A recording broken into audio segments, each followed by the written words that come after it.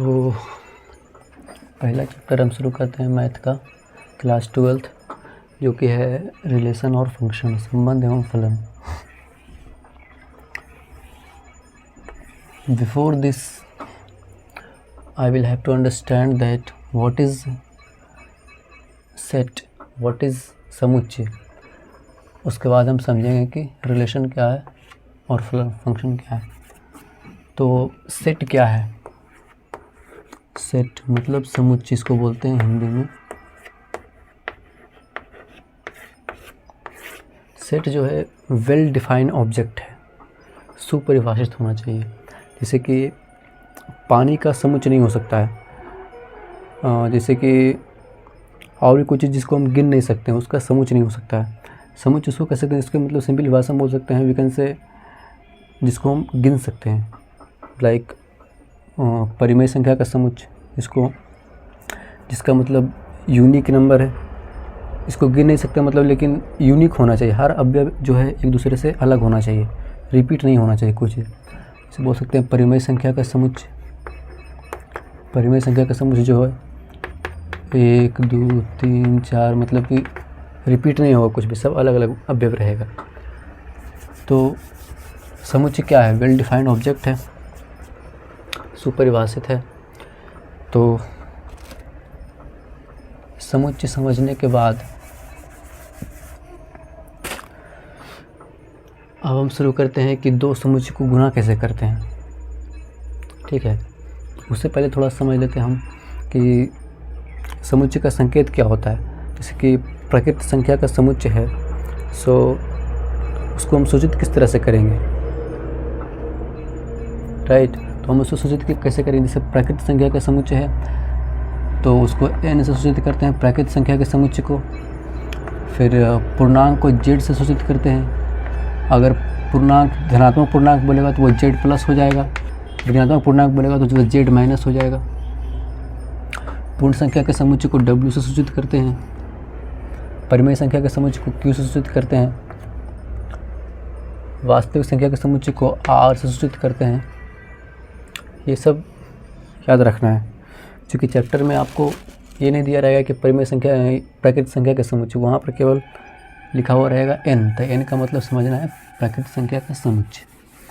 ठीक है, अब दो सेट को गुणा कैसे करते हैं? जैसे मान लिया जाए कोई ए सेट है 1 2 3 और कोई बी सेट है ए बी सी। सेट मतलब समुच्चय। इसको गुणा कैसे करते हैं? अब ए क्रॉस बी गुणा करते हैं। सबसे पहला जो इसका अवयव होगा उसका गुणा तीनों के साथ होगा, एक एक करके। तो पहला हो जाएगा 1a, फिर 1b, 1 का c के साथ, फिर 2 का a के साथ, फिर 2 का b के साथ, फिर 2 का c के साथ। इसी तरह से 3 का हो जाएगा a के साथ, फिर 3 का हो जाएगा b के साथ, फिर 3 का हो जाएगा c के साथ। ये जो है a क्रॉस b, ये हमारा कहलाता है कार्तीय गुणन। कार्तीय गुणन, जिसको इंग्लिश में कहते हैं कार्टेशियन प्रोडक्ट।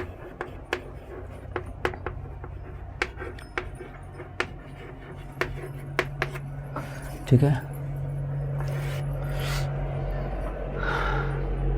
यहाँ पे एक चीज़ और समझना है। ए क्रॉस बी जो होगा वो बराबर नहीं होगा बी क्रॉस ए के।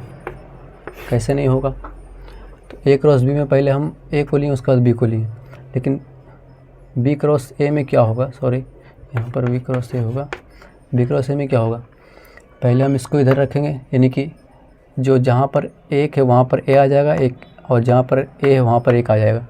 यानी कि ये एक से यहाँ पर ये बाई है, मैं उल्टा पुल्टा हो जाएगा। तो कभी भी ये बराबर नहीं होगा, इसलिए ए क्रॉस बी और बी क्रॉस ए बराबर नहीं होगा एक दूसरे के। तो अब इसके बाद एक चीज़ और समझना है कि इसके मतलब क्या होता है। जैसे कि इसका, जैसे कि A belongs to A, इसका मतलब क्या होता है, जो ई टाइप का जो होता है इसका मतलब क्या होता है समझ लेते हैं। इसका मतलब होता है जो ये है ना ए, ये जो है इसका एक सदस्य है, ये जो है इसका एक हिस्सा है। मतलब कि ए मान लिया जाए दू है, ठीक है, दू बिलोंग्स टू ए। दू जो है वो ए का एक सदस्य है। जैसे कि मान लिया जाए ये जो है सेट ये है, यहाँ पर दू जो है मतलब सेट ए का जो है एक हिस्सा है। जैसे दू यहाँ पर है, ये जो है इसका एक हिस्सा है। इसका मतलब ये होता है, ये जो है इसका एक सदस्य होता है, इसका एक हिस्सा होता है। अगर दू इस तरह से रहेगा ऐसे, मतलब ये दू जो है इसका एक हिस्सा नहीं है, मतलब ये जो है इसमें उपस्थित नहीं रहेगा, ठीक है। ये तो नॉर्मल है, ये सब तो कोई बड़ा चीज़ नहीं है। आप समझते हैं संबंध क्या होता है, संबंध समझते हैं अब। तो रिलेशन मतलब होता है कोई भी दो संख्या या फिर दो फलन या फिर कुछ भी दो चीज़ के बीच संबंध होता है। जैसे कि हमारा ये जो है एक और ए है ना, ये एक और ए के बीच एक संबंध है, इसी को रिलेशन बोलते हैं। मतलब ए क्रॉस बी जो है ये एक संबंध कहलाता है। इसका ए कॉमा ए जो है एक संबंध होता है। इसमें हम और भी सब ले सकते हैं, एक बी ले सकते हैं, 3a ले सकते हैं, मतलब कुछ भी ले सकते हैं, कितना भी हो सकता है। मतलब ये जो होता है रिलेशन कहलाता है। एक क्रॉस ए जो होता है उसका कोई भी अवयव एक रिलेशन कहलाता है। कार्टेशियन प्रोडक्ट का कोई भी अवयव, मतलब कोई भी पेयर, अवयव नहीं बोल सकते हैं, इसको पेयर बोलते हैं, इसको युग्म बोलते हैं, इसको पूरा को युग्म बोलते हैं। कोई भी अवयव या फिर एक अवयव, दो अवयव, तीन अवयव जो बोलता है उसको रिलेशन बोलते हैं, ठीक है। तो यहाँ तक तो कंप्लीट हो गया होगा कि रिलेशन किससे बोलते हैं। ये मान लिया जाए रिलेशन हो गया, ठीक है। आर मतलब रिलेशन।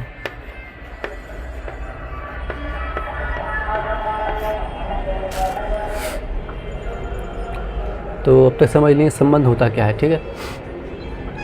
और फलन हमें इस प्रश्नावली में नहीं पढ़ना है, फलन हम अगले प्रश्नावली में पढ़ेंगे।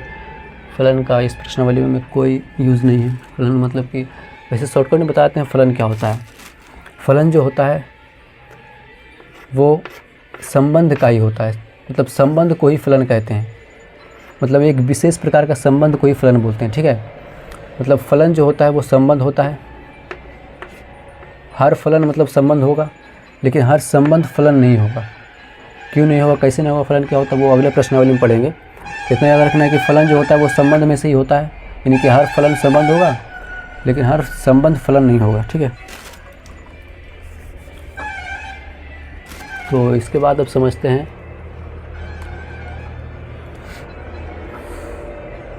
रिलेशन कितने प्रकार का होता है, कौन कौन रिलेशन होता है, ठीक है। तो अब रिलेशन का प्रकार समझ लेते हैं। तो सबसे पहला जो रिलेशन है वो होता है रिक्त समुच्चय, रिक्त संबंध, सॉरी, रिक्त, इसको इंग्लिश में बोलते हैं एम्प्टी रिलेशन।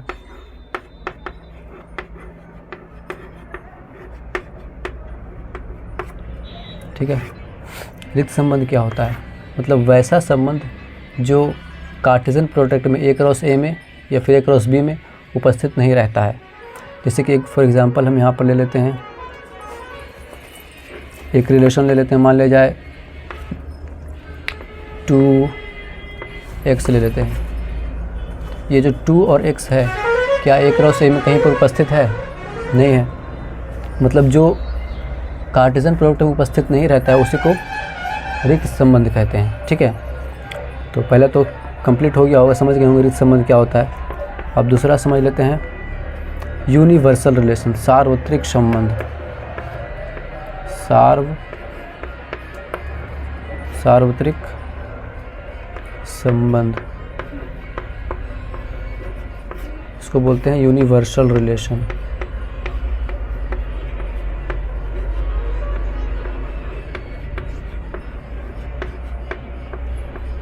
ठीक है। अब समझते हैं सार्वत्रिक संबंध क्या होता है। तो कार्टेशियन प्रोडक्ट का पूरा पेयर, पूरा अवयव जितना भी इसमें क्रॉस ए में निकलता है, क्रॉस बी में निकलता है, पूरा उसका जो होता है जितना भी इसमें पेयर है सबको मिला देंगे। अगर सबको मिला देंगे ये हमारा पूरा कहला जाएगा यूनिवर्सल रिलेशन, सार्वत्रिक संबंध। ठीक है, यानी सार्वत्रिक संबंध ए क्रॉस बी बराबर सार्वत्रिक संबंध।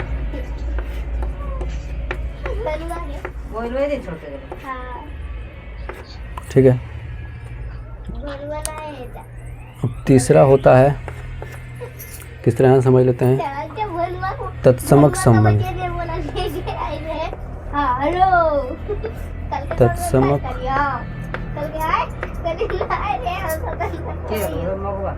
इसको इंग्लिश में बोलते हैं आइडेंटिटी रिलेशन।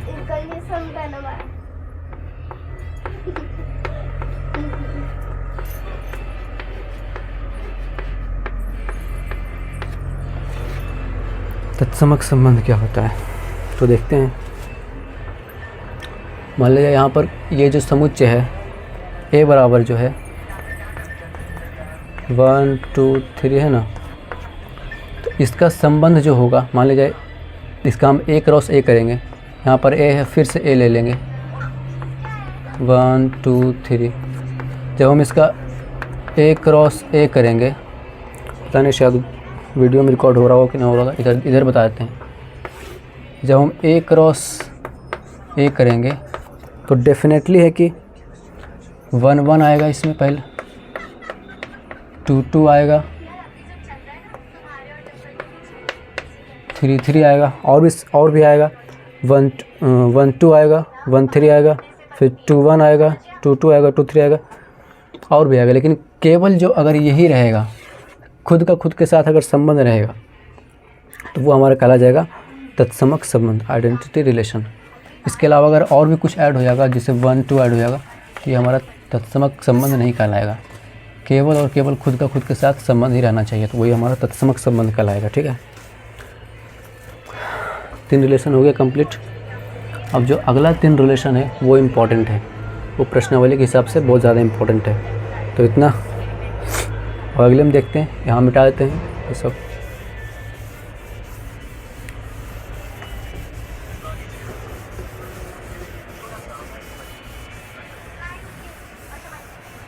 मिटाते हैं पूरा।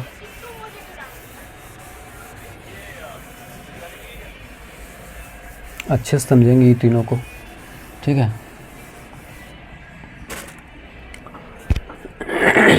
तो अब चौथा है, जिसको बोलते हैं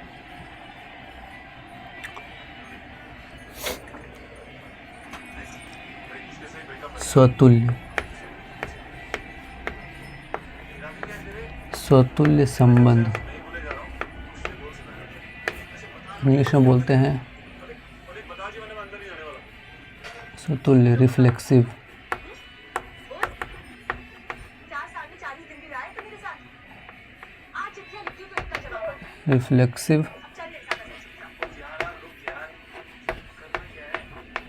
रिलेशन। अब समझते हैं ये क्या होता है। मान लीजिए अगर कोई सेट है, ठीक है, जिसमें ए बी सी 3 अवयव है।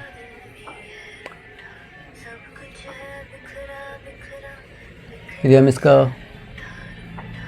मान लीजिए दो ही लेते हैं, इसमें 2 है, अगर हम इसका ए क्रॉस ए निकालेंगे, तो इसमें क्या आएगा?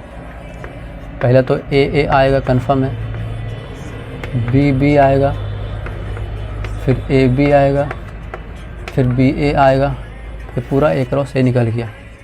ठीक है, यानी खुद के साथ संबंध किए, मतलब एक ए और ले लिए, ए बी, इसका गुना दोनों से होगा, ए से भी होगा, बी से भी होगा।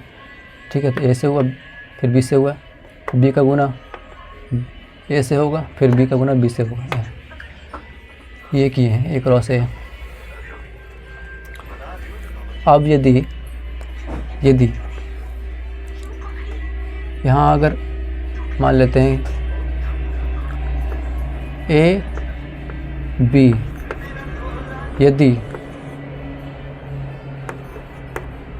ए में है, ए और बी यदि ए क्रॉस ए में है, मान लेते हैं इसको ए क्रॉस ए ले लेते हैं या फिर कुछ भी ले लेते हैं, तो इससे पहले देख लेते हैं इसका एक रिलेशन ले लेते हैं। रिलेशन इसमें ले लेते हैं, मान लिया जाए ए बी ए, मान लेते हैं ये रिलेशन ले लिए हैं, इसमें से ही उठाएं तीन को, ये एक रिलेशन हो गया।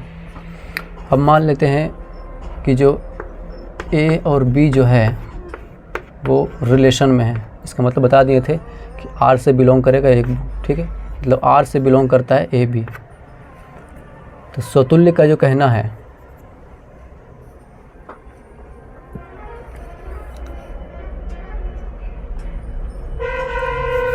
सॉरी स्वतुल्य का जो कहना है कि यदि ए और ए, बी और बी, मान ले जाए आर में है, इस मान लेते हैं ए और ए भी ले लेते हैं, इसमें आर में है,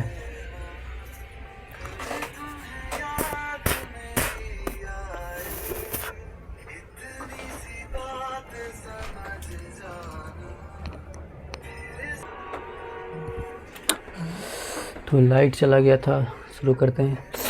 हाँ, हम यहाँ पर थे। तो स्वतुल्य संबंध का मतलब है कि खुद का खुद के साथ संबंध तो डेफिनेटली रहना चाहिए, ठीक है। जैसे ए बी कोई सेट है, तो खुद का खुद के साथ संबंध तो रहना डेफिनेटली है। ए का ए के साथ संबंध है, बी का बी के साथ संबंध है। इसके अलावा कुछ और भी अगर रह जाएगा, बी ए या फिर बी ए बी, कुछ भी रह सकता है, जितना कि मतलब एक क्रॉस ए में हो सकता है कार्टेशियन प्रोडक्ट में, तो ये हमारा कहलाएगा स्वतुल्य संबंध। मतलब खुद का खुद के साथ संबंध रहना ज़रूरी है। अगर ये ए और ए नहीं रहेगा तो ये हमारा नहीं कहलाएगा स्वतुल्य संबंध, ठीक है। खुद का खुद के साथ संबंध रहना ज़रूरी है। एक एग्जाम्पल से समझ लेते हैं। तुम्हें दे देगा कोई सेट 1 2 3, ठीक, और तुम्हें एक रिलेशन भी दे देगा 1 1 2 2 3 3 2 3 2 1, दो रिलेशन देते हैं। उसमें से देखना है, चूज़ करना है कौन स्वतुल्य संबंध है कौन नहीं है। दूसरा रिलेशन है 1 1 2 2 3 3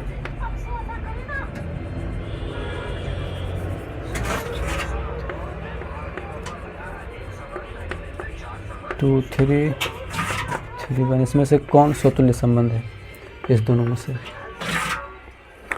ऑब्वियसली ये वाला होगा, क्योंकि यहाँ पर देखो 1 1 का रिलेशन है, 2 2 का है, 3 3 का है। खुद के साथ संबंध है, और इसमें से कोई भी अगर रहेगा मतलब उसके अलावा तो भी वह स्वतुल्य संबंध कहला जाएगा। लेकिन इसमें देखो 1 1 है, ठीक है, 2 2 भी है, ठीक है, लेकिन 3 3 है, 3 3 नहीं है, ये हमारा स्वतुल्य संबंध नहीं होगा। आई एम श्योर स्वतुल्य संबंध आप समझ गए होंगे। अगला देखते हैं सममित। अगला रिलेशन है 5वां सममित संबंध। इसको इंग्लिश में बोलते हैं सिमेट्रिक।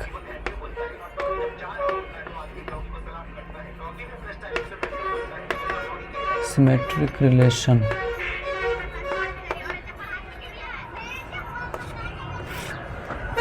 इसका मतलब क्या होता है? जैसे इसी का एग्जांपल लेते हैं, ए बी है तो ए क्रॉस ए निकल के आएगा हमारे पास A A B B A B और बी ए, ठीक है। अगर कोई रिलेशन में अगर कोई रिलेशन में मान ले जाए ए बी है, ठीक, ए बी है, तो इसका उल्टा भी रिलेशन मान ले जाए, इसका उल्टा भी अगर बी ए बी अगर रिलेशन में है तो वो हमारा कहलाएगा सममित संबंध, ठीक है। अगर ए बी है और बी ए भी रिलेशन में है तो हमारा सममित संबंध कहलाएगा। एग्जाम्पल समझते हैं, यहाँ पर समझ नहीं आ रहा होगा तो, जैसे कोई तुम्हारा सेट दे दिया है 2 3, एक सेट है, इसका एक क्रॉस से निकालेंगे तो क्या आएगा 2 2 2 3 3 3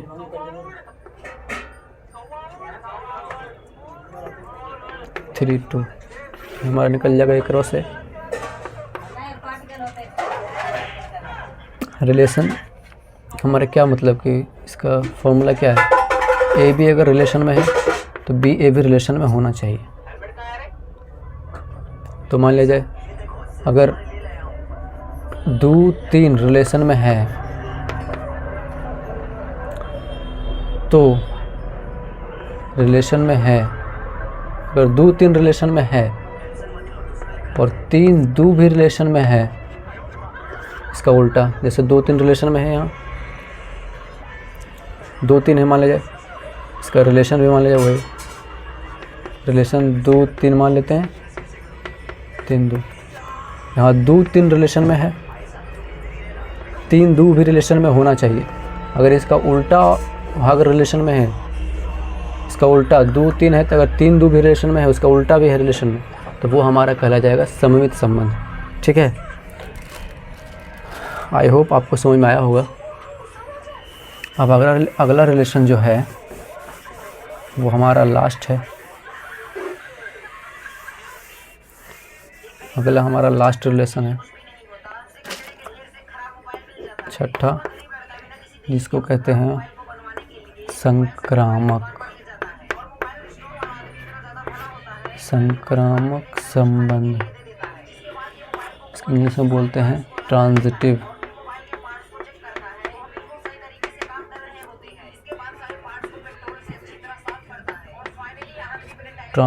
रिलेशन, ठीक है।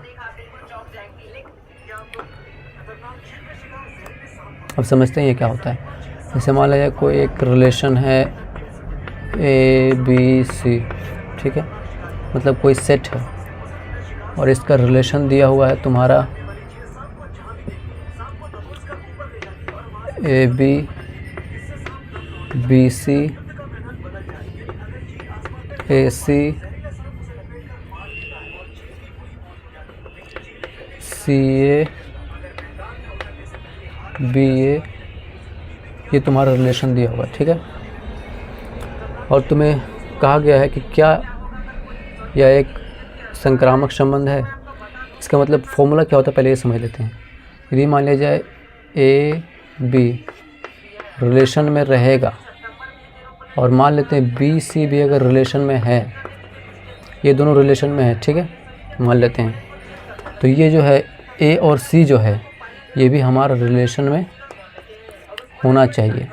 अगर ऐसा केस बनता है तो हमारा कहला जाएगा संक्रामक संबंध। अगर तीनों में से एक भी अगर फॉलो नहीं किया तो हमारा संक्रामक संबंध नहीं कहलाएगा। जैसे देख लेते हैं, ए बी रिलेशन में है, बी सी रिलेशन में है और ए सी है, ए सी भी रिलेशन में है, तो ये हमारा कहला जाएगा संक्रामक संबंध, ठीक है। अगर ए बी बी सी है तो ए सी जो तिरछा तिरछी वाला जो है वो अगर रिलेशन में रहेगा तो वो हमारा कहला जाएगा संक्रामक संबंध, ठीक है।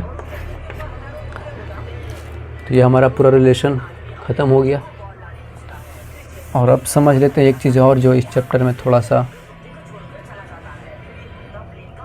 और, हाँ बोले गए थे अभी। अगर कोई रिलेशन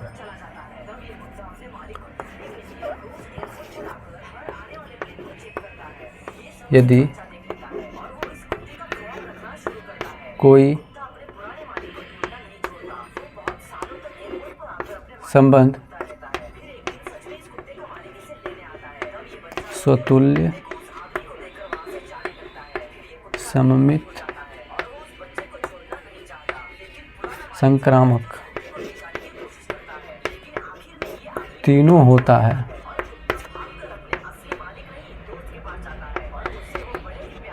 तो उसे तुल्यता संबंध कहते हैं। तुल्यता संबंध, अगर कोई रिलेशन स्वतुल्य भी है, सममित भी है, संक्रामक भी है तो वो तुल्यता संबंध कहलाता है। ठीक है, इसको इंग्लिश में इक्विवेलेंस रिलेशन बोलते हैं। तब हमारा रिलेशन कंप्लीट हो गया। अब समझ लेते हैं जो थोड़ा सा और बचा हुआ है, प्रांत, सहप्रांत और परिसर, ये क्या होता है इसको समझ लेते हैं। मान लेते कोई रिलेशन दिया हुआ है हमारा, 1A है, 2B है, 3C है। ठीक है, हमारा रिलेशन दिया हुआ है तो पहला जो अवयव होगा इसका वो प्रांत कहलाता है। इसमें भर देते हैं 1 2 3। और दूसरा जो है ABC, मान लेते हैं कुछ और इसमें ले लेते हैं, यानी कि पहला का संबंध किससे है? A से है, दूसरा का संबंध B से है, तीसरा का संबंध C से है। तो इस डिब्बा में जो उपस्थित रहेगा इसको बोलते हैं प्रांत, इंग्लिश में बोलते हैं डोमेन। ठीक है, और इस डिब्बा में जो उपस्थित रहता है उसको बोलते हैं सहप्रांत, इंग्लिश में बोलते हैं कोडोमेन।